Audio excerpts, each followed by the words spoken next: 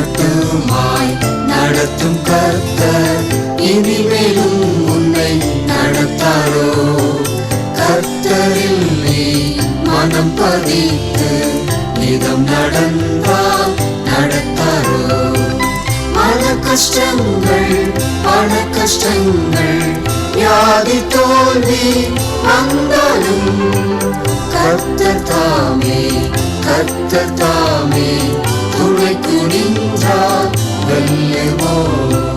கர்த்தர் தாமே கர்த்தர் தாமே நம் பட்சத்தில் நிற்பதா? சத்ரு வெள்ளம் போல் வந்தாலும் பத்திரமாய் நிற்கின்றோம். நம்மை நம்பி பிறரை நம்பி நாம் நடந்தால் விரும்புவோம். கர்த்தர் தாமே கர்த்தர் தாமே துணைக்கு நின்றார். கர்த்தரும் இரட்சகருமாய் இருக்கிற இயேசு கிறிஸ்துவின் நாமத்தினாலே உங்களை வாழ்த்துகிறேன். கர்த்தர் உங்களை ஆசீர்வதிப்பாராக. பிலிப்பியர்கள் நிருபம் 1ஆம் அதிகாரம் 12ஆம் வசனத்திலிருந்து தடைகளுக்கு மத்தியில் வாய்ப்புகள். பிலிப்பியர் 1ஆம் அதிகாரம் 12ஆம் வசனத்திலிருந்து தடைகளுக்கு மத்தியில் வாய்ப்புகள் என்கிறதான தலைப்பின் கீழாக இந்த நாளிலும் கர்த்தருடைய வார்த்தைகளை தியானிப்பதற்கு பரிசுத்த ஆவியானவர் நமக்கு அனுக்கிரகம் பண்ணுவாராக. இந்த வசனத்தை நான் வாசிக்கிறேன். சகோதரரே, எனக்கு சம்பவித்தவைகள் சுவிசேஷம் பிரபலமாகும்படிக்கு ஏதுவாயிற்றென்று நீங்கள் அறிய மனதாயிருக்கிறேன். இங்கே அப்போஸ்தலனாகிய பவுல் தான் சந்தித்த ஒரு கடுமையான சூழல், அவருடைய எதிர்பார்ப்புக்கு மாறான ஒரு சூழல். ஆனா அந்த சூழலிலே இருந்து கொண்டு அந்த சூழலுக்கு மத்தியிலே நான் சுவிசேஷத்தை பிரகடனப்படுத்துவதற்கு, சுவிசேஷத்தை அறிவிப்பதற்கு அந்த கடுமையான சூழல் ஏதுவாக இருந்தது என்று ஒரு நற்சாட்சியை அறிவிக்கிறார்.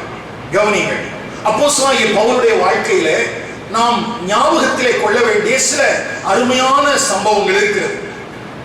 அவர் 3 மிஷனரி பிரயாணங்களை செய்தார். 13ஆம் அதிகாரம் 4ஆம் வசனத்திலே அவருடைய முதலாவது மிஷனரி பிரயாணம் ஆரம்பிக்கிறது. 25ஆம் அதிகாரம் வரைக்கும், 25ஆம் அதிகாரத்தினுடைய முதல் 2-3 வசனங்கள் வரைக்குமாக அவருடைய 3 மிஷனரி பிரயாணங்களும் அங்கே எழுதப்பட்டிருக்கிறது. அதை தொடர்ந்து இருக்கிற பகுதிகளிலே அவர் ரோம் நகருக்கு கொண்டு செல்லப்பட்டு அவர் சிறைச்சாலையில் அடைக்கப்பட்டிருந்த அவருடைய ஃபர்ஸ்ட் இம்ப்ரிசன்மென்ட் எழுதப்பட்டிருக்கிறது. அதை தொடர்ந்து ஒருவேளை வேதத்திலே 2 தீமோத்தேயுவின் புஸ்தகத்திலே கடைசியாவது 2வது முறையாக அவர் சிறைச்சாலையில் அடைக்கப்பட்டிருந்ததை குறித்து அங்கே குறிப்பிடப்பட்டிருக்கிறது. கவனிங்கள், அப்படியானால் 3 மிஷனரி பிரயாணங்கள், 2 முறை ரோம சிறையிலே அவர் அடைக்கப்பட்டிருந்த காரியங்கள். இது அவருடைய வாழ்க்கையிலே தவிர்க்க முடியாத மிகவும் முக்கியமான காரியங்கள். இந்த சூழலின் அடிப்படையிலே தான் அவர் நிருபங்களை எல்லாம் எழுதியிருப்பார். இங்கே நமக்கு நாம் தியானித்துக் கொண்டிருக்கிற இந்த பிலிப்பியர் நிருபமானது அவர் முதல் முறை ரோம சிறையில இருக்கும் போது எழுதப்பட்டவைகள். சிறைச்சாலை நிருபங்கள் என்று சொல்லப்படுகிற 3 நிருபங்கள் சபைகளுக்கும், 1 நிருபம் தனிப்பட்ட நபருக்குமாக எழுதப்பட்டது. எபேசியர், பிலிப்பியர், அடுத்தது கொலோசையர், பிலமோன். இந்த 4 நிருபங்களும் சிறைச்சாலை நிருபங்கள். கவனிங்கள், அப்படியானால் இந்த மனிதன் ரோம சிறையில இருந்து கொண்டு இந்த பிலிப்பு பட்டணத்தின் சபையாருக்கு என்ன சொல்ல வருகிறார்? சகோதரர்களே, பரிசுத்தவான்களே, எனக்கு சம்பவித்தவைகள், அதாவது நான் ரோம அரசாங்கத்திற்கு கீழாக சிறைச்சாலையில் அடைக்கப்பட்டிருக்கிறேனே, இந்த அடைக்கப்பட்டிருக்கிற சூழல் சுவிசேஷம் பிரபலமாவதற்குத்தான் இது ஏதுவாயிற்று என்று சொல்கிறார். கவனிங்கள், ஒருவேளை இந்த வார்த்தையை நாம் இப்படி சொல்லலாம், ரோம அரசாங்கத்திலே அல்லது ரோம பட்டணத்திலே போய் சுவிசேஷம் அறிவிக்கப்பட வேண்டும் என்று அவருடைய தனியான ஒரு தாகம். 2 வசனங்களை நான் உங்களுக்கு சொல்கிறேன். அப்போஸ்தலர் நடவடிக்கைகள் 19ஆம் அதிகாரம் 21ஆம் வசனத்திலே இங்கே தன்னுடைய வாஞ்சையை அவர் இப்படி குறிப்பிடுகிறார். இவைகள் முடிந்த பின்பு பவுல் மக்கதோனியா, அகாயா என்னும் நாடுகளில் சுற்றி நடந்து எருசலேமுக்கு போகும்படி ஆவியில் நிர்ணயம் பண்ணிக்கொண்டு, நான் அங்கே போன பின்பு ரோமாபுரியையும் பார்க்க வேண்டியது என்று சொல்லி. கவனிங்கள், அப்போஸ்தலனாகிய பவுலை பொறுத்த வரைக்கும் எங்கே சுற்றினாலும் ரோமாபுரியிலே சுவிசேஷம் அறிவிக்க வேண்டும் என்பது அவருடைய ஒரு தனியான தாகமாக இருந்தது. அதைத்தான் அந்த ரோம நிருபத்திலேயும் அவர் குறிப்பிடுகிறதை நாம் பார்க்க முடியும். அப்போஸ்தலனாகிய பவுல் ரோம சபைக்கு எழுதின நிருபம் 1ஆம் அதிகாரம் 15ஆம் வசனம் அங்கே எப்படி எழுதப்பட்டிருக்கிறது? ஆகையால் ரோமாபுரியில் இருக்கிற உங்களுக்கும் என்னால் இயன்ற மட்டும் சுவிசேஷத்தை பிரசங்கிக்க விரும்புகிறேன் என்று குறிப்பிடுகிறார். கவனிங்கள், அவர் ரோமாபுரிக்கு செல்ல வேண்டும் என்று நினைத்திருந்தார். ஏற்கனவே 3 மிஷனரி பிரயாணங்களிலே அநேக தேசங்கள், பட்டணங்களிலே அங்கே சுவிசேஷம் அறிவிக்கப்பட்டாயிற்று. இந்த பட்டணத்திலேயும் போய் சுவிசேஷம் அறிவிக்கப்பட வேண்டும் என்பது அவருடைய வாஞ்சை. ஆனால் இப்பொழுது அவர் சுவிசேஷத்தை அறிவிக்கிற ஒரு சுவிசேஷகனாக அல்ல, இப்பொழுது ஒரு சிறைச்சாலையில இருக்கிற ஒரு காவலில் வைக்கப்பட்டிருக்கிற கைதியாக கொண்டு செல்லப்படுகிறார். கவனிங்கள், எப்படி அன்றைக்கு யோசேப்பு ஆண்டவர் அவனுக்கு கொடுத்த தேவ திட்டத்தின் அடிப்படையிலே ஒரு எதிர்மறையான சூழலை அவன் சந்தித்துக் கொண்டிருந்தான். ஒரு உயர்ந்த பதவிக்கு அவன் உயர்த்தப்படுவதை குறித்து ஆண்டவர் திருவுளம் பெற்று இருக்கும் போது அதற்கு மாறான ஒரு சூழலை அவன் சந்தித்தான். அங்கே எந்த எகிப்திலே அவன் உயர்த்தப்பட வேண்டுமோ அந்த எகிப்துக்கு அவன் ஒரு எப்படி விற்கப்பட்டு போனான்? எப்படி விற்கப்பட்டு போனான்? அடிமையாய் விற்கப்பட்டு போகிறான். அடிமையாய் விற்கப்பட்டு போகிற அவனுக்கு ஆண்டவர் கொடுத்த சொப்பனத்தின் அடிப்படையிலான செய்தி என்ன ஒரு கேள்விக்குறியை எழுப்பி இருக்க வேண்டும். ஒரு பயங்கர கலக்கத்தை ஏற்படுத்தி இருக்க வேண்டும், அல்லது ஒரு திகிலை ஏற்படுத்தி இருக்க வேண்டும். ஐயோ, ஆண்டவர் எனக்கு இப்படி செய்வார் அல்லவா என்றல்லவா நான் எதிர்பார்த்தேன், ஆனால் எதிர்மறையான காரியங்கள் என்னுடைய வாழ்க்கையில் நடக்கிறது என்று சொல்லி அந்த மனுஷன் ஒருவேளை அங்கலாய்த்திருப்பதற்கு வாய்ப்பு இருக்கிறது. ஆனால் அப்படி போன்ற கிட்டத்தட்ட அதே போன்ற ஒரு சூழலை தான் இங்கே ரோமாபுரிக்கு சுவிசேஷத்தை அறிவிப்பதற்கு இயன்ற வரைக்கும் நான் சுவிசேஷம் அறிவிக்க வேண்டும் என்கிற அந்த தீரான தாகமும் ஒரு வைராக்கியம் உள்ள இந்த மனிதனுக்கு இப்பொழுதோ சிறைச்சாலையில் அடைக்கப்படுவதற்கு என்று கொண்டு செல்லப்படுகிறான். அவனுடைய வாழ்க்கை ரொம்ப பரிதாபமா இருந்திருக்கும். அருமையான கர்த்தருடைய பிள்ளைகளே, இந்த கால நேரத்தில் உங்களுடைய வாழ்க்கையிலையும் ஆண்டவர் உங்களுக்கு திருவுளம் பற்றின தம்முடைய வார்த்தைகளுக்கு எதிர்மாறான காரியங்களை நீங்கள் சந்தித்துக் கொண்டிருக்கிறீர்களா? யோசேப்பை போல கர்த்தர் உங்களுக்கு வாக்குத்தத்தம் பண்ணின, ஆண்டவர் உங்களுக்கு சொப்பனத்திலே காண்பித்த செய்திகளுக்கு மாறான ஒரு சூழலை நீங்கள் சந்தித்துக் கொண்டிருக்கிறீர்களா? அல்லது அப்போஸ்தலனாகிய பவுலை போல ஒரு தனியான தாகத்தோடு வாழ்ந்து கொண்டிருந்த உங்களுக்கு இப்பொழுது இருக்கிற சூழல் உங்களை ஒரு அரை கைதியாக, சிறை கைதியாக மாற்றிவிட்டதா? கவனிங்கள், இங்கே அப்போஸ்தலனாகிய பவுல் அங்கே அனுபவித்த வாழ்க்கையிலிருந்து நமக்கு பரிசுத்த ஆவியானவர் ஒரு செய்தியை நமக்கு சொல்ல விரும்புகிறார். என்ன செய்தி? அவருக்கு சம்பவித்தவைகள் எல்லாம் அவருக்கு ஆண்டவர் ஏற்கனவே கொடுத்திருந்த தேவ திட்டங்கள் நிறைவேறுவதற்கு ஏதுவாகத்தான் இருந்தது. அல்லேலூயா! ஆண்டவர் அவருக்குள்ளே கொடுத்திருந்த அந்த தனியான சுவிசேஷ தாகம், அந்த சுவிசேஷ வாஞ்சை, அதை நிறைவேற்றுவதற்கு சிறைச்சாலையுடைய கைதியா இருக்கிற அந்த ஸ்தானமோ அவருக்கு ஒரு தடையா இல்லை. அவைகளுக்கு மத்தியிலையும் அந்த தடைகளுக்கு மத்தியிலையும் ஆண்டவர் அவருக்கு வாய்ப்புகளை ஏற்படுத்தி கொடுத்திருந்தார். அப்படியானால் நீங்களும் நானும் சந்திக்கிறதான தடைகளுக்கு மத்தியிலே ஆண்டவர் நமக்கு வாக்கு பண்ணின வாக்குத்தத்தங்களை, ஆண்டவர் நம்மேல் வைத்திருக்கிற தேவ நோக்கங்களை நிறைவேற்றுவதற்கு ஏற்ற வாய்ப்புகளை தருவார் என்று இந்த செய்தி நமக்கு பிரகடனப்படுத்துகிறது. அல்லேலூயா! நாம் சந்திக்கிற சூழல்களும் நாம் சந்திக்கிற சவால்களும் அல்ல, அந்த சூழல்களுக்கு மத்தியிலேயும் கர்த்தர் மாத்திரமே நமக்கு வாய்ப்புகளை ஏற்படுத்தி தர முடியும். நாம் பாடினோம் அல்லவா, மாபெரும் அறுவடை ஒன்று கண் எதிர் தெரிகின்றது. ஐயா, இதை கேட்கிற மனிதன் நினைப்பான் இது பைத்தியக்கார கூட்டம் போல என்று. இல்லை அருமையானவர்களே, அன்றைக்கு யோசேப்புடைய வாழ்க்கையிலே பைத்தியக்காரத்தனமாய்த்தான் அவனுடைய சகோதரர்களுக்கும் அவனுடைய தகப்பனுக்கும் தெரிந்தது. ஆனால் அதை சொன்ன தேவனுக்கு மாத்திரம்தான் தெரிந்தது, இவனை ஜீவரட்சணை செய்வதற்கு நான் அனுப்புகிறேன் என்று. உன்னை குறித்த தேவ நோக்கங்கள் உன் சகோதரர்களாலே தவறாய் புரிந்து கொள்ளப்படலாம். உன்னுடைய சகோதரனாலே, உன்னுடைய தாப்பனாலே தவறாய் புரிந்து கொள்ளப்படலாம். உன்னோடு இருக்கிற நபர்களாலே தவறாய் புரிந்து கொள்ளப்படலாம். ஆனாலும் என்ன, உனக்கு தரிசனத்தை தந்த தேவன், உனக்கு ஒரு செய்தியை சொல்லி இருக்கிற தேவன், உன்மேல் வைத்திருக்கிற தேவ நோக்கத்தை உனக்கு வெளிப்படுத்தி இருக்கிற தேவன் எல்லா சூழ்நிலைகளுக்கு மத்தியிலையும் அந்த வாய்ப்புகளை ஏற்படுத்தி தருவார். விசுவாசிக்கிறீங்களா? தடைகளுக்கு மத்தியிலே வாய்ப்புகளை ஏற்படுத்துகிறவர் கர்த்தர். இது அவரால் மாத்திரமே சாத்தியம். என்னுடைய மாமிச பலம் அல்ல, என்னுடைய யுக்திகள் அல்ல. அப்போஸ்தலனாகிய பவுல் தான் கொண்டிருந்த மாம்சத்தின்படியான அந்த அந்த சாக்கியத்தின் அடிப்படையிலே அவன் இந்த சாக்கியத்தை பெற்றுக் கொள்ளவில்லை. அவன் சொல்றான் இல்லையா, நான் யாரு அப்படின்னு சொல்லி பெருமையா பேசிக்கொள்கிற எந்த காரியங்களும் அவனுக்கு வாய்ப்புகளை பெற்றுத் தரவில்லை. ஆனால் கர்த்தராகிய இயேசு கிறிஸ்து அந்த தடைகளுக்கு மத்தியிலையும் அந்த சிறைச்சாலையின் அனுபவங்களுக்கு மத்தியிலையும் நிருபங்களை எழுதுவதற்கும், தனிப்பட்ட நபர்களுக்கும் திருச்சபைகளுக்கும் நிருபங்களை எழுதுவதற்கும் மாத்திரமல்ல, ரோமாபுரியில இருக்கிற ஜனங்களுக்கு சுவிசேஷத்தை அறிவிப்பதற்கும் ஆண்டவர் வாய்ப்புகளை கொடுத்தார். அதை குறித்து சரித்திர ஆசிரியர்கள் இப்படி சொல்கிறார்கள், கவனியுங்கள்.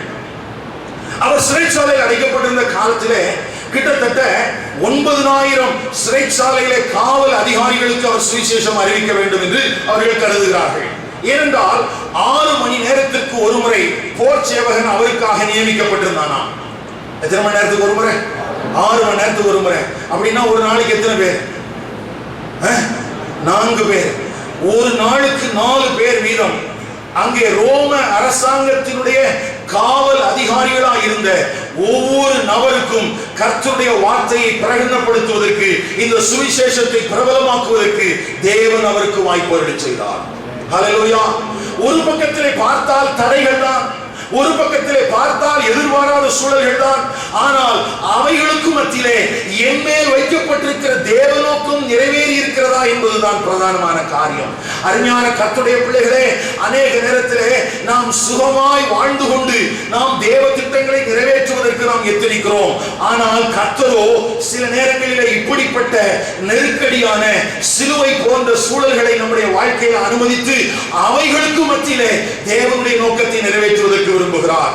இந்த நாளிலே கர்த்தருடைய வார்த்தையை பிரசங்கிக்கிற என்னுடைய வாழ்க்கையிலேயும் கூட நான் கடந்து வந்த 19 ஆண்டுகளும் சரி, அல்லது இந்த இடத்திலே பிரசங்கிக்கிற ஆராதிப்பதற்கு வாய்ப்பு கிடைத்த 7 ஆண்டுகளிலும் சரி, எல்லாமே சாதகமாக இருந்தது என்று சொல்லிவிட முடியாது. சாதகம் இல்லாத ஒவ்வொரு வித்தியாசமான சூழல்கள் ஒவ்வொரு காலகட்டத்திலும் எழும்பிக் கொண்டே தான் இருந்தது. ஆனாலும் என்ன, இந்த கடினமான சூழல்களே கர்த்தர் எதற்காக என்னை அழைத்தார் என்பதற்கு நேராக ஒவ்வொரு நாளும் நடத்திற்று. அல்லேலூயா. அதே வல்லமை உள்ள தேவனுடைய ஆளுகை உங்கள் மேலும் இருக்கிறது. நீங்கள் சந்திக்கிற எந்த கடின சூழல்களுக்கு மேலேயும், எந்த கடின சூழல்களுக்கு மத்தியிலையும் ஆண்டவர் உங்களுக்கு வாய்ப்புகளை தந்து தேவன் உங்கள் மேல் வைத்திருக்கிற தேவ நோக்கங்களை நிறைவேற்ற செய்வார். அல்லேலூயா. அப்படியானால் சூழல்கள் தேவ நோக்கத்தை தடுத்து நிறுத்த முடியாது. பொய்யாய் குற்றம் சாட்டப்பட்ட அந்த யோசேப்புடைய வாழ்க்கையிலே சத்துரு அல்லது மனிதர்கள் தடைகளை ஏற்படுத்தி விட முடியவில்லை. அதை தாண்டி தேவ வல்லமை அங்கே வெளிப்பட்டது. சகோதரர்களால் பகைக்கப்பட்டு அடிமையாய் விற்கப்பட்ட அந்த அடிமை ஸ்தானம் தேவ நோக்கத்தை தடுத்து நிறுத்த முடியவில்லை. அந்த ஸ்தானத்திலும் கர்த்தர் அவனை உயர்த்தினார். ஜனங்களாலே மறக்கப்பட்டிருந்த யோசேப்பையும் நினைத்தருகிற ஒரு தேவன் இருக்கிறார். மனிதர்களாலே மறக்கப்படலாம், மனிதர்களாலே நீ பகைக்கப்படலாம், ஆனால் உன்னை நினைவு கூறுகிற ஒரு தெய்வம் இருக்கிறார். ஒரு நாள்ல என்னை ஆசீர்வதித்து ஒரு ஊழியர் அனுப்பினார். இந்த ஈரோடு பட்டணத்துல நீ ஜீவனோடு கழிக்க வேண்டுமானால், ஒரு கிளாஸ் உனக்கு தண்ணீர் வேண்டுமானாலும் கூட நீ என்னை தேடி வந்துதான் ஆக வேண்டும் என்று சொன்னார். ஒருவேளை இதை கசப்போடு கூட நான் சொல்லவில்லை, இது அவர் உள்ளது சொன்னது உண்மைதான். அவர் சொன்னதுல எந்த தப்பும் கிடையாது. ஏன்னா எனக்கு அந்த ஸ்தாபனத்தை தவிர, அந்த ஊழியத்தை தவிர வேறு யாரும் எனக்கு ஈரோட்ல தெரியாது. ஆனா கர்த்தருடைய கிருபையினால மனிதர்களை தேடி அல்ல, கர்த்தரை தேடி நிற்கிறதுக்கு ஆண்டவர் பலன் தந்தார். ஹல்லேலூயா. அருமையான கர்த்தருடைய பிள்ளைகளே, உங்கள் வாழ்க்கையிலே தேவன் கொண்டிருக்கிற நோக்கத்தை எந்த சூழல்களும் எந்த மனிதனும் தடுக்கவே முடியாது. அவைகளுக்கு மத்தியில் வாய்ப்புகளை தருகிற தேவன் ஒருவர் இருக்கிறார். இந்த வார்த்தையை நான் அழுத்தமாக சொல்ல விரும்புகிறேன். நீ சந்திக்கிற சூழல்கள் உன்னுடைய தேவ நோக்கத்தை தடுக்க முடியாது. உன்னுடைய வாழ்க்கையில வாய்ப்புகளை ஏற்படுத்தி தர வேண்டியது தேவனே. இன்றைக்கு அநேக நேரத்துல ஜனங்கள் நினைக்கிறாங்க, ஊழியர்கள் நினைக்கிறாங்க, யாராவது மனிதர்கள் உதவி செய்ய மாட்டார்களா? ஒருவேளை ஆரம்ப நாட்களில் எனக்குள்ளே அப்படிப்பட்ட எதிர்பார்ப்புகள்லாம் இருந்துச்சு. அந்த ஊழியன் எனக்கு ஒரு வாய்ப்பு தரமாட்டாரா, இந்த ஒரு சபையிலிருந்து எனக்கு ஒரு வாய்ப்பு கிடைக்காதா என்று ஏங்கிய நாட்கள் எனக்கு இருந்தது. ஒரு நாளிலே ஞாயிற்றுக்கிழமை ஆராதனையிலே பங்கு பெறுவதற்காக என்னுடைய டிவி ஸ்பெக்டில் அப்படியே சுத்திட்டே இருப்பேன். ஆண்டவரை, எந்த சபையிலே நான் போய் ஆராதிக்கட்டும், ஒருவரும் என்னை ஏற்றுக்கொள்வதற்கு ஆயத்தமா இல்லையே, கர்த்தரை ஆராதிப்பதற்கு எனக்கு ஒரு இடம் கிடையாதா என்று கண்ணீரோடு இந்த தெருக்களிலே நான் அலைந்திருக்கிறேன். அப்பொழுது நான் கேட்டதெல்லாம் ஒண்ணுதான், ஆண்டவரை, நான் வேற எதுவும் கேட்கல, நான் ஆராதிக்கிறதுக்கு எனக்கு ஒரு இடம் தாங்க, நான் ஜெபிக்கணும், உங்க பாதத்துல விழுந்து கிடக்கிறதுக்கு எனக்கு ஒரு இடம் தாங்கன்னு கேட்டேன். அப்படி கேட்கும் போது என்னிடத்திலே வாங்குவதற்கான திராணி இல்லை, பலன் இல்லை. ஆனால் கர்த்தர் எனக்கு அதை வாய்க்க செய்தார். அதை ஒரு கர்த்தருடைய ஊழியக்காரன் தீர்க்க தரிசனமா எனக்கு சொன்னபோது எனக்கு சிரிப்பு வந்தது. ஐயா, நான் இருக்கிற நிலைமையிலே வாடகை கொடுப்பதற்கு வாய்ப்பு இல்லாமல் இருக்கிறேன், நானா ஒரு இடத்தை வாங்க போகிறேன், நானா ஒரு ஆராதனை கூடத்தை கட்ட போகிறேன் என்று. ஆனால் கர்த்தரே இவைகளை செய்ததுதான். எனக்கு இவைகளை செய்யும் போது எதுவும் எனக்கு சாதகமாக இல்லை. மனிதர்கள் எனக்கு சாதகமாக இல்லை, கால சூழல்கள் எனக்கு சாதகமாக இல்லை. ஆனால் கர்த்தர் எனக்கு வாய்க்க பண்ணினார். அருமையான கர்த்தருடைய பிள்ளைகளே, யோசேப்புடைய வாழ்க்கையிலே, அப்போஸ்தலனாகிய பவுலுடைய வாழ்க்கையிலே, உங்களுக்கு முன்பதாக நின்று கர்த்தருடைய வார்த்தையை பிரசங்கிக்கிற என்னுடைய வாழ்க்கையிலே சூழ்நிலைகள் சாதகம் இல்லாமல் இருக்கும் போதும் என் மேல் வைக்கப்பட்ட தேவனுடைய நோக்கத்தை நிறைவேற்றுவதற்கு வாய்ப்புகளை ஏற்படுத்தி கொடுத்த தெய்வம் உன்னுடைய வாழ்க்கையிலையும் வாய்ப்புகளை ஏற்படுத்தி தருவார். அல்லேலூயா. கொள்ளை நோயை பார்த்து நம்ம கலங்க வேண்டிய அவசியம் இல்லை. கொள்ளை நோயை தாண்டி நமக்கு என்று நியமிக்கப்பட்டிருக்கிற ஒரு காலம் இருக்கிறது. விசுவாசிக்கிறீங்களா? அதை பார்க்கிற கண்கள் நமக்கு உண்டானால் நலமாக இருக்கும். வேதத்துல 2 சம்பவங்கள் எனக்கு ஞாபகத்துக்கு வந்தது. அதே போல சரித்திரத்தில் 2 நபர்களுடைய சாட்சிகளும் உங்களுக்கு முன்பதாக இன்றைக்கு விளங்க பண்ணுவதற்கு கர்த்தர் கிருபை செய்வாராக. ஒரே ஒரு வசனத்துக்கு நேராக உங்களுடைய கவனத்தை திரும்ப வருகிறேன். யாத்ராகமங்களின் புஸ்தகம் 18ஆம் அதிகாரம் 11ஆம் வசனம். யாத்ராகமங்களின் புஸ்தகம் 18ஆம் அதிகாரம் 11ஆம் வசனம். யாராவது வாசிக்கிறீங்களா?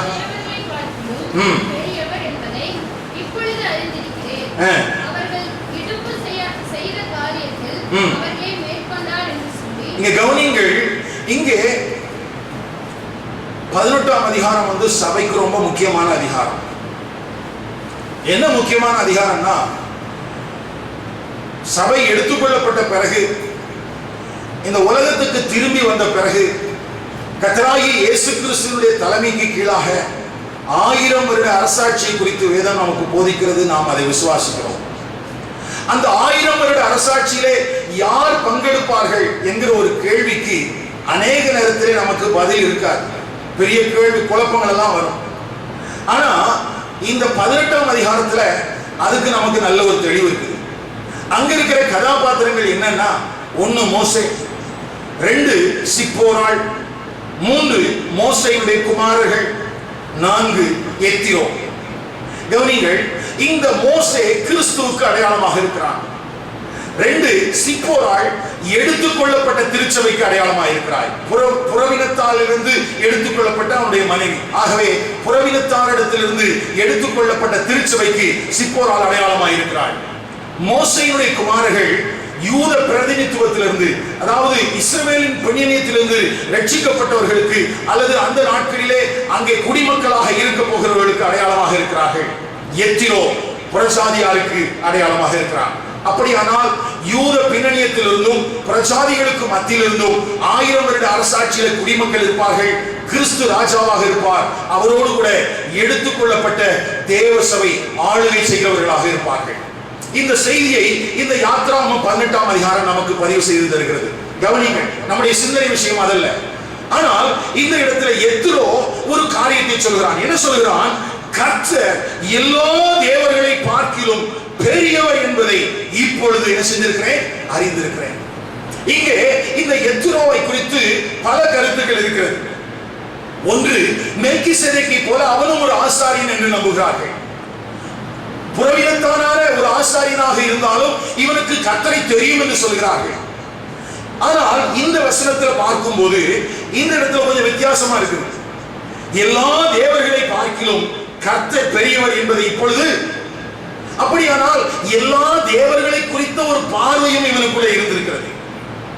அந்த தேவர்களை போல அல்லது தேவர்களை பார்க்கிலும் இவர் யாராக இருக்கிறார், பெரியவராக இருக்கிறார். நம்ம சில நேரத்தில் கேட்கும் போது மற்றவங்க சொல்றாங்க இல்லையா, இயேசுவும் தெய்வம் என்று எனக்கு சொல்றாங்களா? அதே மாதிரி ஒரு கூட்டத்தில் சார்ந்த ஆழ்மார் தான் இந்த வசனத்துல நமக்கு தெரியுது. சரி, போகட்டும். அவர் என்ன சொல்றாரு, அவர்கள் இடும்பு செய்த காரியத்தில், இந்த இடத்துல அவர்கள் என்று சொல்லப்படுவது எகிப்தியர்களை குறிக்கிறது. எகிப்தியர்கள் இடும்பு செய்த காரியத்தில் எகிப்தியர்களை கர்த்தர் மேற்கொண்டார். கர்த்தர் என்ன செய்தார், மேற்கொண்டார். கவனிங்க, இஸ்ரவேல் ஜனங்கள் எகிப்திலிருந்து விடுதலையாக்கப்பட்டு இப்ப சீனாய் மலையினுடைய அடிவாரத்திற்கு பக்கத்துல வந்துட்டாங்க. 19ஆம் அதிகாரத்துல சீனாய் மலையினுடைய அடிவாரத்தில் அவர்கள் இருப்பதாக எழுதப்பட்டிருக்கிறது. இப்படி பிரயாணப்பட்டு வந்த இந்த பிரயாணத்திலே கர்த்தர் இஸ்ரவேல் ஜனங்களுக்கு என்ன செய்தார் என்பதையோ, அல்லது அந்த இவர்களை ஜனங்களை விடுவிக்கும் போது சத்துருக்களுக்கு ஆண்டவர் என்ன செய்தார் என்பதையோ கடத்துவதற்கு இன்றைக்கு இருப்பது போல வாட்ஸ்அப்ல, இன்றைக்கு இருக்கிறதுக்கு மேல இன்ஸ்டாகிராம்ல, எந்த Facebook வசதிகள் எல்லாம் இல்ல. ஆனால் ஏதோ ஒரு விதத்திலே எத்திரோ ஒரு காரியத்தை அறிந்திருந்தான்.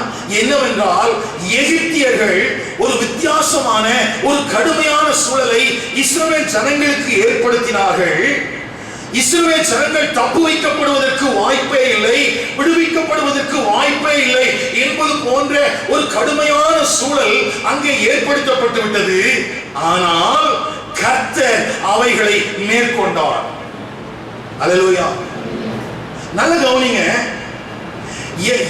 எகிப்தியர்களுக்கு ஆண்டவர் செய்த காரியங்கள், எகிப்தின் தேவர்களுக்கு ஆண்டவர் நீதி செய்த காரியங்கள், இதையெல்லாம் இந்த எத்ரோ மனதிலே வைத்துக் கொண்டுதான் பேசுகிறான். மோசே என்கிற அந்த தன்னுடைய மருமகனுக்காக அவன் சொல்றான், எப்பா, உங்களை எகிப்தியரின் கைக்கும் பார்வோனின் கைக்கும் தப்புவித்து எகிப்தியருடைய கையின் கீழ் இருந்த ஜனத்தை விடுவித்த கர்த்தருக்கு ஸ்தோத்திரம். அப்படின்னா என்ன சொல்றாரு, நாங்க கேள்விப்பட்ட செய்தியின் அடிப்படையில் பார்த்தா நீங்க விடுவிக்கப்படுவதற்கு என்னல்ல, வாய்ப்பே இல்லை. அவர்கள் இடும்பு செய்தார்கள், அப்படின்னா வீம்பு பிடித்தார்கள். உங்களை விடமாட்டோம் என்று அடிமைத்தனத்தில் வைத்திருப்பதற்கு அவர்கள் எத்தனித்தார்கள். ஆனால் தேவர்கள் எல்லாவற்றிலும் பெரியவராயிருக்கிற அவர் மேற்கொண்டார். அருமையான கர்த்தருடைய பிள்ளைகளே, உங்களுடைய வாழ்க்கையில இடும்பு செய்றாங்களா? உங்க வாழ்க்கையில இடும்பு செய்றாங்களா? மனிதர்களா இருக்கட்டும், சத்துருவா இருக்கட்டும், இந்த வசனம் நமக்கு கற்றுக் கொடுக்கிற காரியம் என்ன? சூழ்நிலைகள் சாதகமா இல்லை. எத்ரோ என்கிற ஆசாரியனை பொறுத்த வரைக்கும் மோசேயின் தலைமையில இஸ்ரவேல் ஜனங்கள் விடுவிக்கப்படுவதற்கு வாய்ப்பு இல்லை என்று அவன் கருதி கொண்டிருந்தான். ஆனால் தேவர்களில் பெரியவரான தேவன் அவர்களை விடுவித்தாராம். வாய்ப்பு பெற்ற தருணத்தில், சந்தர்ப்பங்களற்ற தருணத்தில், அந்த சூழல்களுக்கு மத்தியிலே, தடைகளுக்கு மத்தியிலே ஆண்டவர் விடுவிக்கிறவராக இருக்கிறார், வாய்ப்புகளை ஏற்படுத்தி கொடுக்கிறவராக இருக்கிறார்.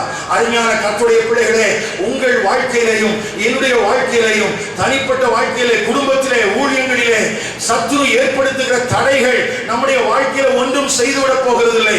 ஒருவேளை அந்த சூழல்களை பார்க்கிற மற்றவர்கள் நினைத்துக் கொள்வார்கள், எத்திரோவை போன்றவர்கள் நினைத்துக் கொள்வார்கள், அவ்வளவுதான், இனி இவர்கள் விடுவிக்கப்பட முடியாது, இனி இவர்கள் தப்ப முடியாது என்று சொல்லலாம்.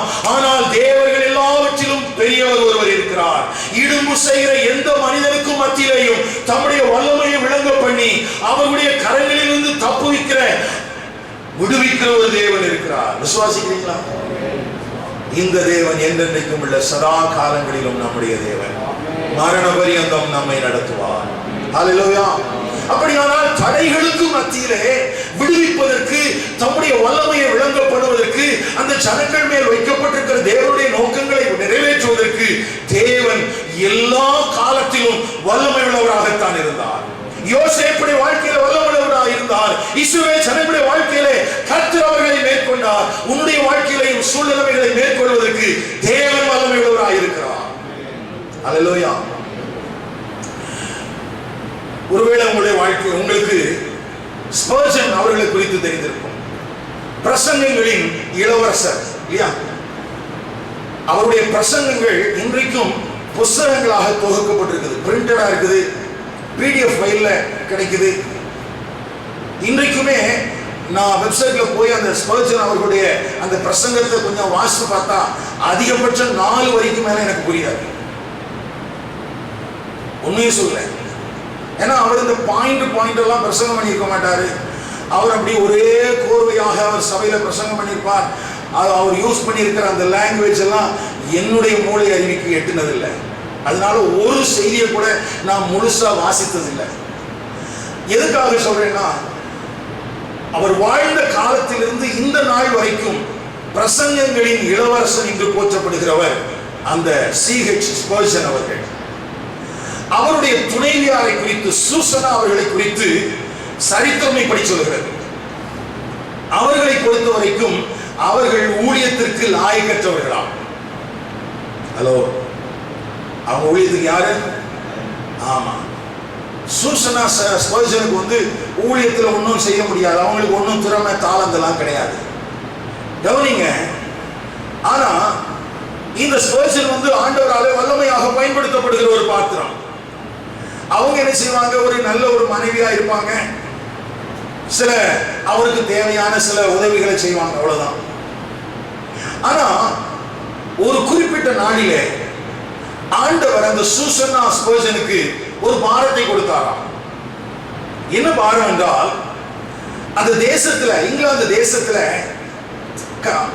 தேசத்துல மாத்திரமல்ல, முழு உலகத்தில் இருக்கிற ஊழியக்காரர்களுக்கு கர்த்தருடைய வார்த்தைகளை குறித்த ஒரு அறிவை பெருக்குவதற்கு அநேக புஸ்தகங்களை அவர்களுக்கு கொடுக்க வேண்டும், அவங்களை எக்யூப் பண்ணணும் அப்படிங்கிற ஒரு பாரத்தை கொடுத்தாராம். உலகத்தின் பார்வையில சூசன்னா இன்வேலிட். ஆனா ஆண்டவர் இவளுக்குள்ள கொடுக்கிற பாரம் என்ன? ஊழியக்காரங்களுக்கு கர்த்தருடைய வார்த்தையை புரிந்து கொள்வதற்கான புஸ்தகங்கள் எல்லாம் என்ன செய்யணும்? கொடுக்கணும் அப்படின்னு சொல்லி. அந்த சூழல்ல தான் அவங்க ஒரு ஃபண்ட் ஒன்று ஆரம்பிச்சாங்க, புக் ஃபண்ட் அப்படின்னு சொல்லி. புக் ஃபண்ட் ஒரு ஸ்கீம் மாதிரி ஆரம்பிச்சிருக்கிறாங்க. அதனுடைய நோக்கம் என்னவென்றால், கர்த்தருடைய ஊழியக்காரர்களுக்கு தன்னுடைய கணவர், அதாவது அந்த ஸ்பர்ஜன் பிரசங்கிக்கிற அந்த பிரசங்கங்கள், தியாலஜிக்கலான இறையியல் கொள்கை சம்பந்தமான காரியங்கள், இவைகள் எல்லாம் கிராம பகுதியில் இருக்கிற ஊழியக்காரர்களுக்கு கொண்டு போய் சேர்ப்பது. நம்முடைய தரிசனத்திலேயே நம்ம அப்படி ஒரு காரியத்தை வச்சிருக்கிறோம் இல்லையா? அதாவது நம்முடைய மாவட்டத்தின் கிராம பகுதிகளிலே கர்த்தருடைய ஊழியத்தை செய்கிற ஊழியக்காரர்களுக்கு எப்படி ஆகிலும் இந்த கர்த்தருடைய வார்த்தையை அவர்களுக்கு என்ன செய்யணும்? கற்றுக் கொடுக்கணும் அப்படின்னு சொல்லி அதே மாதிரியான ஒரு பாரத்தை அவர்களுடையவர்களாக இருந்தார்கள். அப்படி அவங்களுக்குள்ள அந்த பாரம் வந்தது. அதற்காக ஜெபித்தார்கள். அதற்காக அந்த துவக்க முயற்சிகளை செய்ய ஆரம்பித்தார்கள். ஒரு வருடத்துல 3058 நபர்களுக்கு அவர்கள் புஸ்தகங்களை வாங்கி கொடுத்து விட்டார்கள்.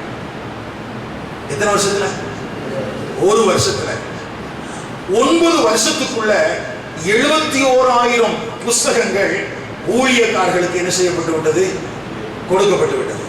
கவனிங்கள், எதற்காக சொல்கிறேன் என்றால், உலகத்தின் பார்வையில ஒருவேளை பிரயோஜனமற்ற பாத்திரம், உலகத்தின் பார்வையில தேவனுக்கு பிரயோஜனப்படுவதற்கு வாய்ப்பற்ற ஒரு சூழல். ஆனால் கர்த்தரின் பார்வையிலே அந்த வாய்ப்பற்ற காரியங்களையும் வாய்ப்பற்ற நபரையுமே அநேகருக்கு, ஆயிரமான ஊழியர்களுக்கு பிரயோஜனம் உள்ள பாத்திரமாக மாற்ற முடிந்திருந்தது. ஒரே வருஷத்துல யோசிச்சு பாருங்களேன். அந்த நாட்கள், அவர்கள் வாழ்ந்த நாட்கள்ல அதற்கு தேவையான பொருளாதாரம் அவங்க ஊழியம் செய்யணும், அது போக ஊழியக்காரர்களுக்கு கொடுக்கிற அளவுக்கு. அப்போ இங்கே தகுதியை பார்த்து ஆண்டவர் பயன்படுத்துகிறது இல்லை. எனக்கு அருமையான கர்த்தருடைய பிள்ளைகளே, ஆண்டவர் உனக்கு தந்திருக்கிற பாரத்தை, ஆண்டவர் உனக்கு தந்திருக்கிற தேவ நோக்கத்தை நிறைவேற்றுவதற்கு நீ எவ்விதத்திலும் தகுதி உள்ளவள் என்பதினாலே அல்ல. உன்னாலே நிறைவேற்ற முடியுமா, அதற்கு வாய்ப்பு இருக்கிறதா என்கிற கேள்விகளுக்கெல்லாம் அங்கே இல்லை.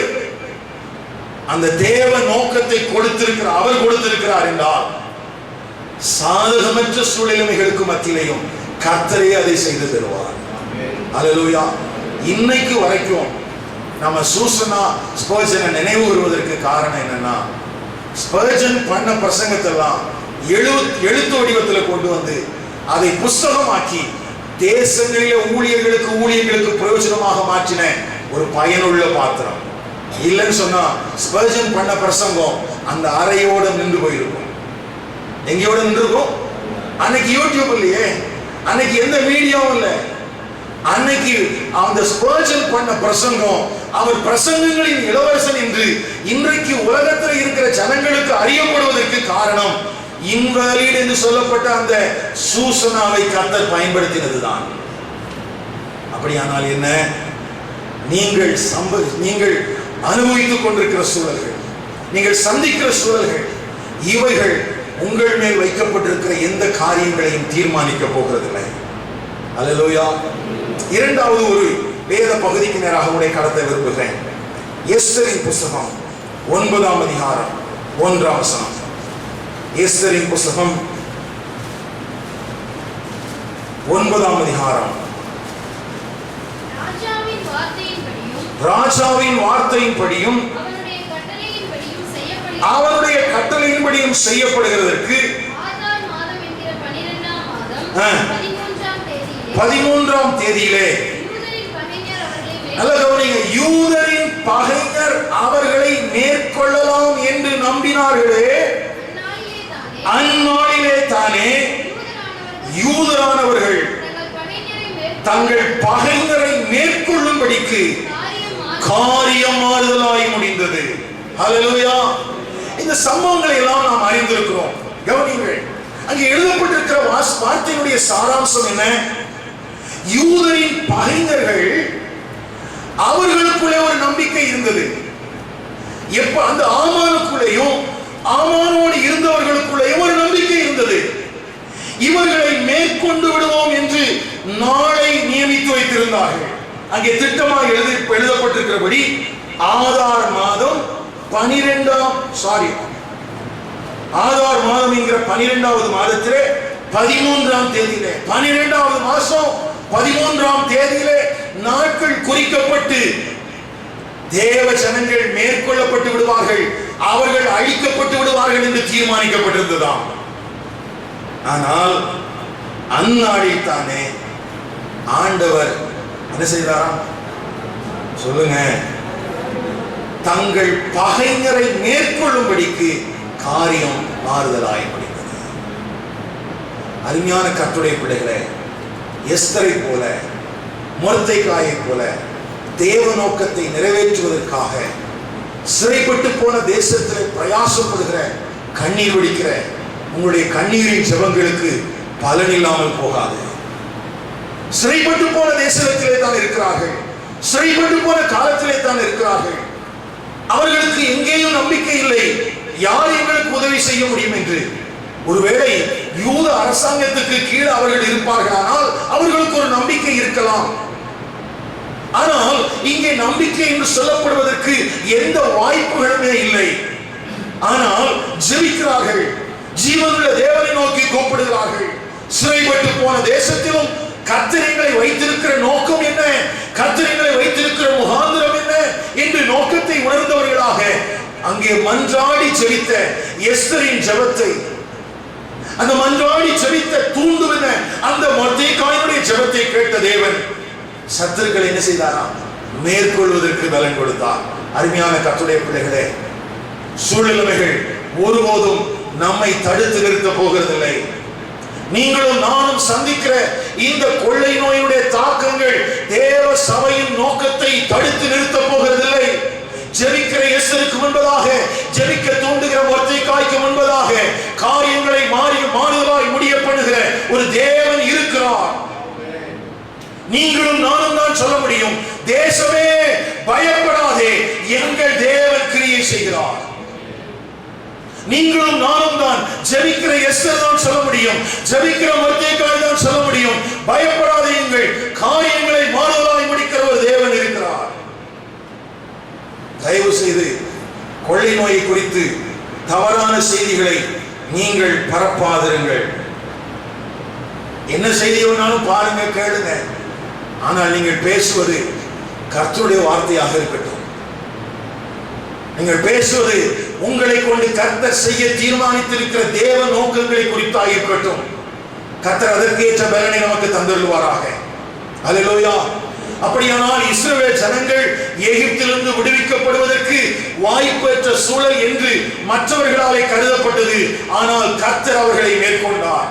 இங்கே ஆமானுடைய வஞ்சகமான காரியத்திலே இங்கே ஜனங்கள் விடுவிக்கப்படுவதற்கு வாய்ப்பு இல்லை, அவர்கள் அழிக்கப்படுவார்கள் என்று எண்ணப்பட்ட ஒரு சூழல் இருந்தது. கர்த்தர் அங்கே காரியத்தை மாறுதலாய் முடிக்க பண்ணினார். ஒரு ஸ்பர்ஜனுடைய மனைவியுடைய வாழ்க்கையில அவள் மேல் கொண்டிருந்த தேவ நோக்கத்தை நிறைவேற்றுவதற்கு அவள் தகுதி இல்லாதவளாய் இருந்த போதிலும், பலனற்றவளாய் இருந்த போதிலும் அவள் மேல் கொண்டிருந்த தேவ நோக்கத்தை நிறைவேற்றி இருந்தார். அருமையான கர்த்தருடைய பிள்ளைகளே, உங்கள் வாழ்க்கையிலையும் தேவ நோக்கங்கள் ஒருபோதும் மனுஷர்களாலே, சத்துருக்களாலே தடுக்கப்பட முடியாது. அடுத்ததாக ஜான் பனியன் என்று சொல்லப்படுகிற ஒரு கர்த்தருடைய தாசன், சர்ச் ஆஃப் இங்கிலாந்துல ஒரு விகார். அந்த ஜான் அந்த பனியனை குறித்து அவருக்கு சுவிசேஷ விரோதிகளிடத்திலிருந்து பிரச்சனை வரவில்லை, சபையிலிருந்து தான் பிரச்சனை. அவரை எப்படியாவது காம்ப்ரமைஸ் பண்ணப்பட்ட ஒரு சத்தியத்தை பிரசங்கம் பண்ணும். எதுக்கே கடந்த கர்த்தரை கொஞ்சம் மெதுவா தான் பேச அப்படிங்கிற மாதிரி ஜான் பனியனுக்கு ஒரு அழுத்தம் கொடுக்கப்பட்டது. கொஞ்சம் அப்படி இப்படிலாம் பிளெக்சிபிளா இரு அப்படின்னு சொல்லி அவருக்கு ஒரு அழுத்தம் கொடுக்கப்பட்டது. ஆனா அவருக்கு அதெல்லாம் விருப்பம் இல்லை. அதி நிமித்தமாக அவர் சிறைச்சாலையில் அடைக்கப்படுகிறார், பொய்யாய் குற்றம் சாட்டப்பட்டு. கவனிங்கள், இப்போ பிரசங்கிக்கிற மனிதன் இப்போ சிறைச்சாலையில் அடைக்கப்பட்டிருக்கிறார். ஆனா அந்த சிறைச்சாலையின் கூடங்களும் ஜான் பனியனை அடக்கி வைக்க முடியவில்லை. அங்கே இருந்து அவர் பிரசங்கித்த பிரசங்கங்களை கேட்பதற்கு சிறைச்சாலையில் இருக்கிறவர்கள் எல்லாம் கூடி விடுவார்களாம்.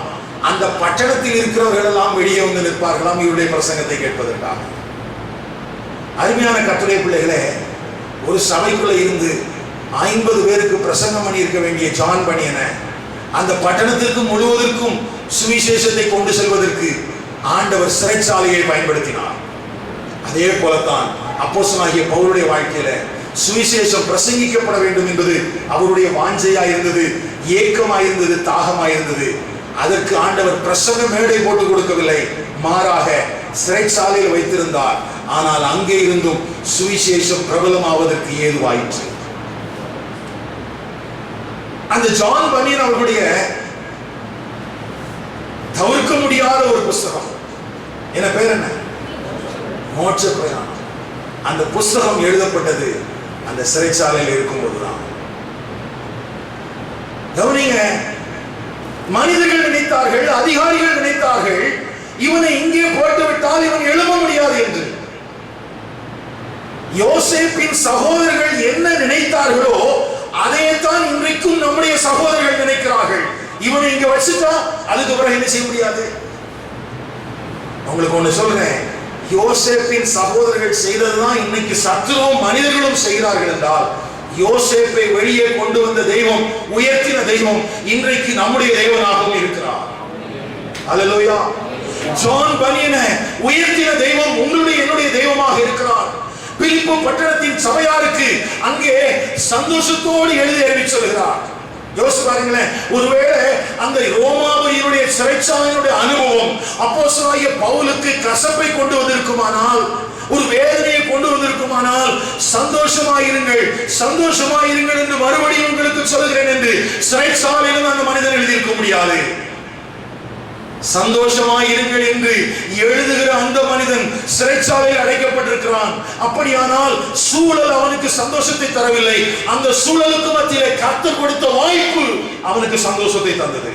அருமையான கர்த்தருடைய பிள்ளையே, உன்னுடைய வாழ்க்கையிலே என்னுடைய வாழ்க்கையிலே சூழல்கள் மாறாமல் இருக்கலாம், சூழல்கள் மாறாமல் இருக்கலாம், மனிதர்கள் மாறாதது போல இருக்கலாம். ஆனால் அங்கே வாய்ப்பு தருகிற ஒரு கர்த்தர் இருக்கிறார், அவரை மாத்திரம் நீ பற்றிக்கொள். யோசேப்பின் தேவன், மோசேயின் தேவன்,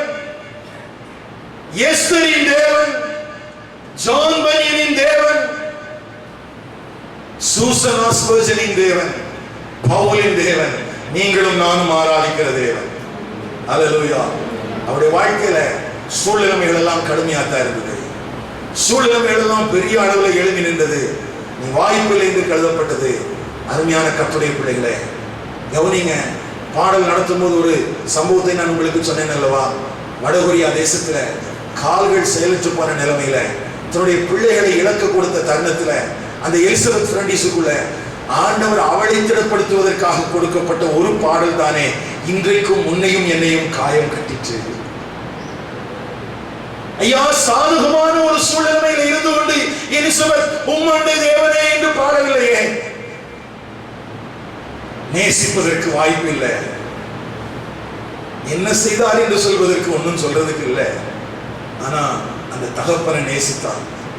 ஆனா நம்முடைய வாழ்க்கையில பாருங்க, எத்தனை நன்மைகளை நம்ம பெற்றிருக்கிறோம், எத்தனை கிருபைகளை பெற்றிருக்கிறோம்.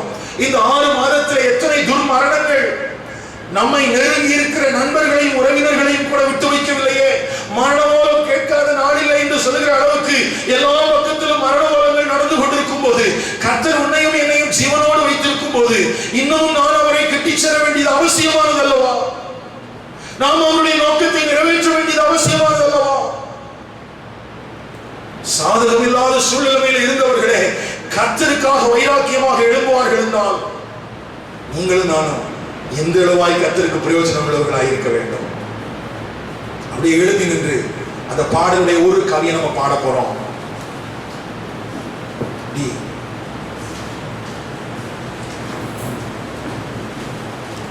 தன்னுடைய கால்கள் செயலற்று போனவைகளாயிருக்கும் போது, தன்னுடைய பிள்ளைகளை இழப்பதற்கு கொடுத்த தருணத்தில் கர்த்தரை விட்டு தூரம் போவதற்கான வாய்ப்பு இருக்கிறது. அவள் சொல்கிறாள், இல்ல ஆண்டவரே, என்னுடைய முறிந்த ஆவியை நீங்க சரிப்படுத்துங்க, நான் உம்மாண்டையில கட்டி சேரேன் ஐயா.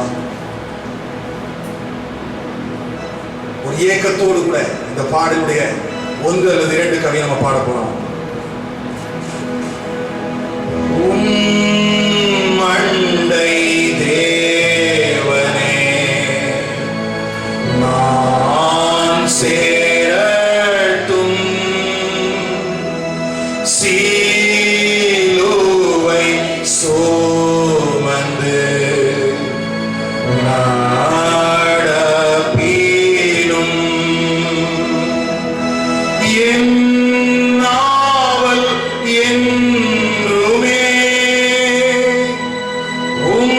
உம்மண்டை தேவனே, உம்மண்டை தேவனே நான் சேர்வதே.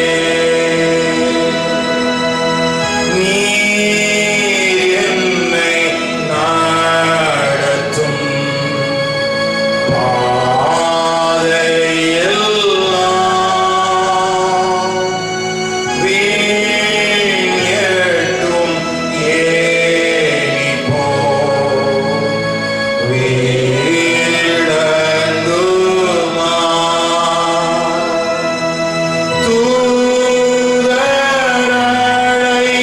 தூதரழைப்பாரே உம்மண்டை தேவனே, உம்மண்டை தேவனே நான் சேரவே. யாக்கோபு தனக்கு தரிசனமான இடத்திலே பலிபீடத்தை கட்டிவிட்டான். அவனுடைய வாழ்க்கையில பெரிய கேள்விக்குறி. ஆனா அந்த இடத்துல வசனம் இப்படி எழுதப்பட்டிருக்குது. ஆதியாகமம் 35:5, அவர்களை சுற்றிலும் இருந்த பட்டணத்தாருக்கு தேவனாலே பயங்கரம் உண்டானதினால் அவர்கள் யாக்கோபின் குமாரரை பின்தொடராதிருந்தார்கள். திரும்பவும் வாசிக்கிறேன். அவர்களை சுற்றிலும் இருந்த பட்டணத்தாருக்கு தேவனாலே உண்டானது பயங்கரம் உண்டானதினால் அவர்கள் யாக்கோபின் குமாரரை பின்தொடராதிருந்தார்கள். அருமையான கர்த்தருடைய பிள்ளையே, இந்த காலை நேரத்தில் சூழ்நிலைகளை பார்த்து சோர்ந்து போய் கர்த்தருடைய சன்னிதானத்தில் வந்திருக்கிறாய் அல்லவா? உன்னை பலப்படுத்துகிறதுக்கு மாத்திரமல்ல, உனக்கு வாய்ப்புகளை தருவதற்கு மாத்திரமல்ல, உன்னாலே ஒரு பெரிய பயங்கரத்தை உன்னை பின்தொடர்ந்து வருகிற சத்துருக்களுக்கு கர்த்தர் செய்ய போகிறாராம். அது நிமித்தமாய் இனிமேல் சத்துரு உன் வழியாய் வருகிறதில்லை.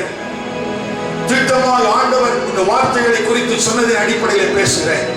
அருமையான கர்த்தருடைய பிள்ளையே, மோசேயுடைய வாழ்க்கையிலே தம்முடைய வல்லமையை விளங்க பண்ணின தேவன், இயேசுவின் வாழ்க்கையிலே கர்த்தர் தம்முடைய வல்லமையை விளங்க பண்ணின தேவன், அன்னைக்கு சூசன்னா ஸ்பர்ஜனுடைய வாழ்க்கையிலே கர்த்தர் தம்முடைய வல்லமையை விளங்க பண்ணினார்.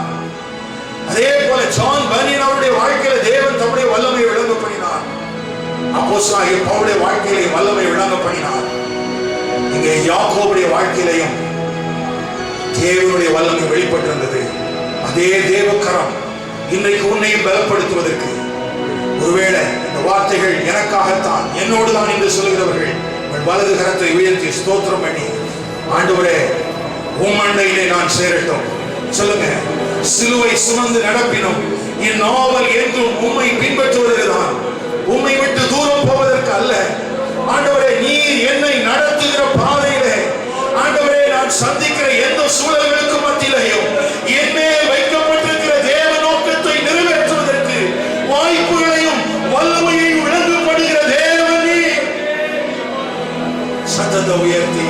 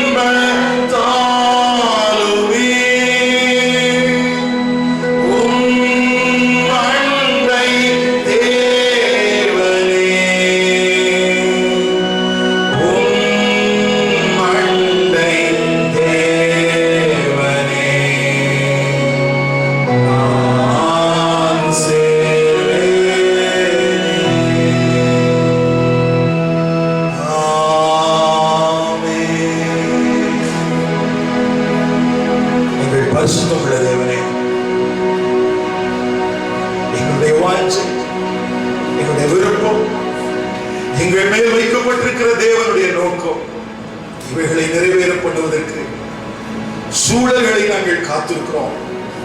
அப்படிப்பட்ட ஒரு ஏற்ற சூழல்களுக்காக நாங்கள் ஏங்கி இருக்கிறோம்.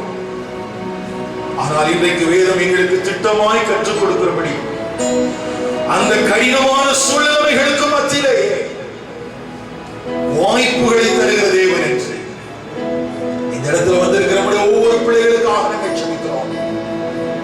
ஆண்டவரே, உம்முடைய வல்லமை, உம்முடைய கிருபை பிள்ளைகளுடைய வாழ்க்கையில் வெளிப்படுவதாக. உம்முடைய பிள்ளைகள் கர்த்தருக்குள்ளே திடப்படுத்தப்படுவார்களாக. உம்முடைய பிள்ளைகள் மேல் வைக்கப்பட்டிருக்கிற தேவனுடைய நோக்கத்தை நிறைவேற்றுவதற்கு தேவ கிருபை வெளிப்படுவதாக. குடும்பத்தோடு இருக்கிற நம்முடைய பிள்ளைகள் மற்றவர்களை சந்தோஷப்பட செய்வதற்கு, மற்றவர்களை சந்தோஷப்படுத்துவதற்கு, திடப்படுத்துவதற்கு ஒரு கிருபா பாத்திரங்களாக பயன்படுத்தப்படுவார்களாக. ஆண்டவரே, நன்றியோடு போய் ஸ்தோத்திரிக்கிறோம். ஒவ்வொருவரையும் பரிசுத்த ஆவியானுடைய ஆளுகைக்குள்ளாய் ஒப்புக் கொடுக்கிறோம். நல்ல நாமம் மகிமைப்படுவதாக, ராஜ்யம் வருவதாக, சித்தம் பரமண்டலத்திலே செய்யப்படுகிறது போல பூமியிலே செய்யப்படுவதாக. எல்லா துதியும் கனமும் மகிமையும் உமக்கு ஒருவருக்கே நாங்கள் செலுத்துகிறோம். இயேசு கிறிஸ்துவின் நாமத்தில் ஜெபிக்கிறோம் பிதாவே, ஆமென். ஆத்துமாவே